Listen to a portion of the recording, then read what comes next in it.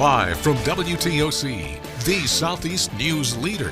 The News Now starts on WTOC Plus. I'd like to thank you all for joining us here for the news on WTOC Plus. I'm digital anchor Jude Binkley. McIntosh County voters made their voices heard last night on Sapelo Island. They voted overwhelmingly to repeal changes to the county zoning ordinance that would have allowed the size of homes on the island to double. With all precincts reporting, 1,584 people voted to repeal the ordinance, with 285 voting no. The McIntosh County Board of Elections says turnout was about 19%. It's the culmination of years of work by activists after the County Board of Commissioners changed the zoning rules back in 2023.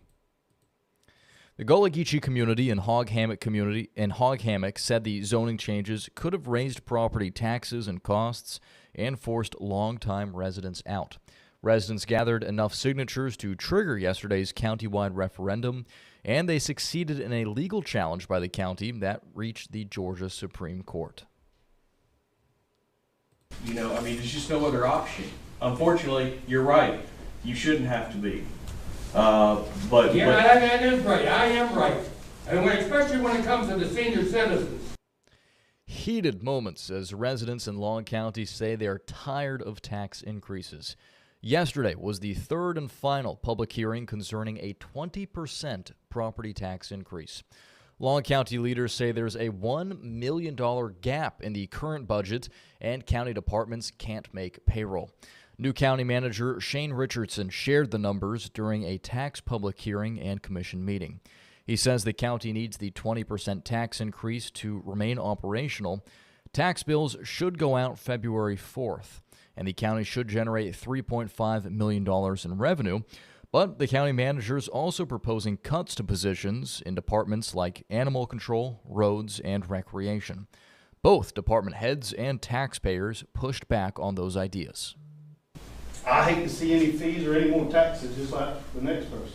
This is a sad situation. I'm not going to lay blame on anybody, but I want y'all to know that as far as the departments I'm dealing with, we're doing everything we can to save money. I'm asking you please reconsider this.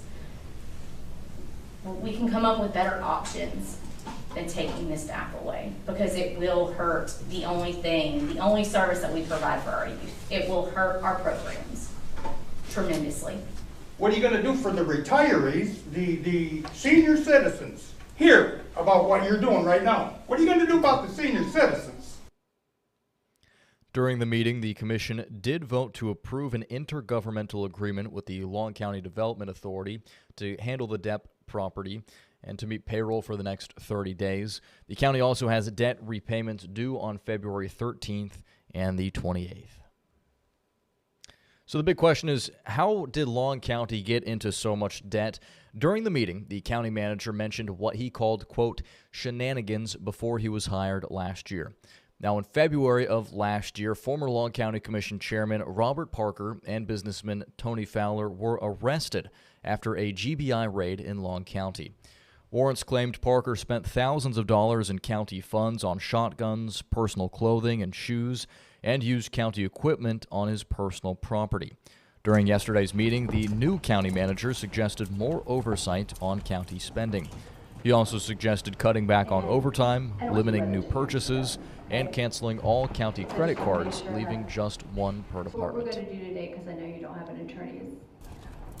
In the Low Country, police in Yemassee are combing through security footage to try and find out who vandalized a popular mural in town. It honored the United States Marine Corps that used to stop in Yemassee on their way to Parris Island for basic training. Someone had painted over the mural with several coats of paint over the weekend. People in town say they have a pretty good idea of who the suspect is. No one has been charged yet in the case. One former town councilman says the mural meant so much to so many people, and he can't believe that someone would do this. For anyone to have a problem with a mural honoring our service members, specifically the Marine Corps, is despicable, and just there needs to be consequences for it. Murray adds that he's already been in touch with someone to try and get a banner of the mural put up until a new one can be painted. Staying in South Carolina, lawmakers are pushing for tougher consequences for drunk driving. The Senate has now started to debate a bill that would strengthen DUI penalties. State House reporter Stephen Biddix has the details. South Carolina consistently ranks as one of the worst states in the nation when it comes to DUI fatalities. But this year, lawmakers are looking to put an end to that reputation. The bill increases fines, jail time, and license suspensions for DUI convictions. It also requires DUI offenders to complete an alcohol and drug safety program. Additionally, DUI-related plea deals will change. Prosecutors can drastically reduce charges only once and must prove a compelling reason. Otherwise, prosecutors can only reduce charges to their next lesser offense. Critics say this limits discretion for solicitors. It limits the plea bargaining and enhances accountability for those with these penalties of DUI and for those with repeat offenders. You almost leave them with, if they can't prove it, they just have, you're saying you either dismiss it or I don't know what the other option is, because you now take away their discretion to make that decision. The bill could also require DUI offenders to pay support to children whose parent or parents were killed in a crash. Senators did not hold a vote. We expect them to debate the bill several more times. Reporting at the State House, I'm Stephen Biddix. And moving now to the Georgia State Capitol, a push for stricter gun laws. Advocates are spotlighting a bill to let renters get out of their leases early without penalty if they experience or live in fear of gun violence. We do this because we know that the foundational laws that we fight for, universal background checks, secure storage laws, red flag laws, and funding for violence prevention initiatives in education, we know that these laws work. Senate Democrats introduced the bill, but there is no word yet on when it could go up for a vote. Meanwhile, the U.S. Supreme Court is now deciding a case that could shape certain gun rights. Justices heard arguments this week challenging a Hawaiian law banning people from carrying guns onto private property. That's unless the owner gives verbal or written permission. The challengers allege the law defies a 2022 High Court ruling. 4 other states have similar regulations. Well, back here at home, SCAD has temporarily closed Savannah's historic Lucas Theater for the arts and the adjacent cafe after bats were discovered in the theater's rafters. In a statement, SCAD says it's hired a licensed wildlife management company to humanely remove the bats. While they haven't caused any harm, SCAD has taken steps to ensure the safety of guests and staff. The bats should be removed as early as next week. All right, this is an interesting story. One museum is questioning the history books. Some saying they believe that former President Abraham Lincoln was not born in Kentucky, but North Carolina. Reporter Jamie Bowles shows us how history could be rewritten. Take a look. Down this winding road, cutting through the woods of Rutherford County, you'll find a tale born here along Puzzle Creek. To hear it, you need to head a mile or so into the old rail town of Bostic, where Main Street meets Depot.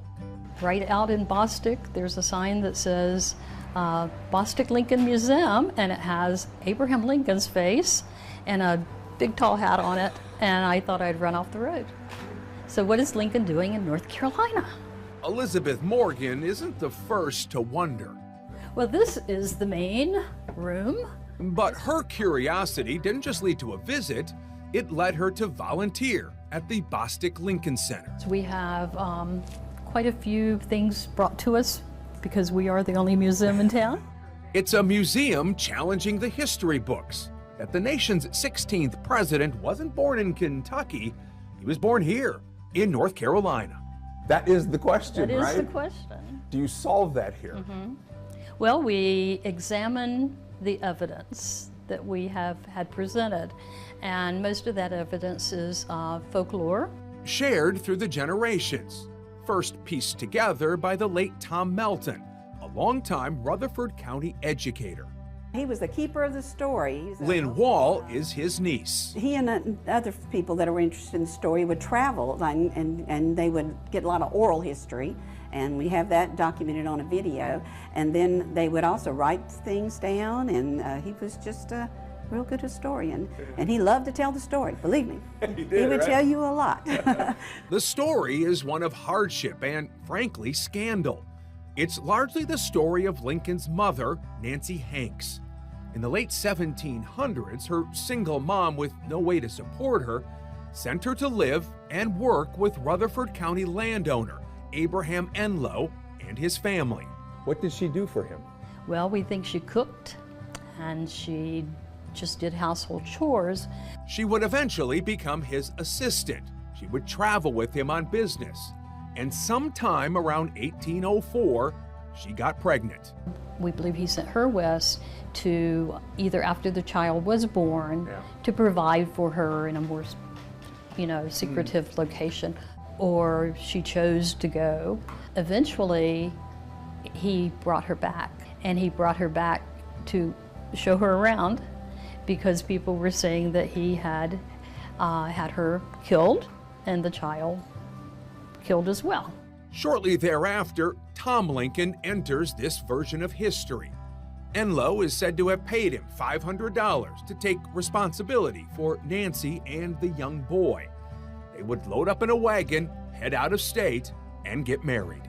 These people who study folk history will tell you time and again that if there's a consistency and there's no reason to have it made up, those are two of the baselines. Because if you're looking for documents like, say, a birth certificate, there are none. But there is a curious couple of photos of Abraham Enlow's son, Wesley. He's unusually tall and lanky. He looks strikingly similar to what could be his half-brother. Do you have any doubt that Abraham Lincoln was born here? I have no doubt that Abraham Lincoln was born in this county.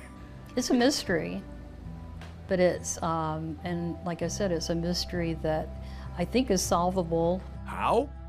DNA. Enlow descendants have provided it. The government has remains of Lincoln. There's a petition at the museum you can sign asking for the okay to have it tested, to settle history once and for all. All right, and finally, here on WTOC Plus, some cool news out of Chatham County. Big safety upgrades are coming to the New Hampstead area. The city of Savannah cut the ribbon on the West Modular Public Safety Building yesterday. The facility adds more fire and police services to that part of the county. Part of the funding came from sales tax revenue through a SPLOST measure. Officials say they want the community to know they can get safety services to you in under 4 minutes. As our friends in fire will agree, the most important this facility provides us with is time.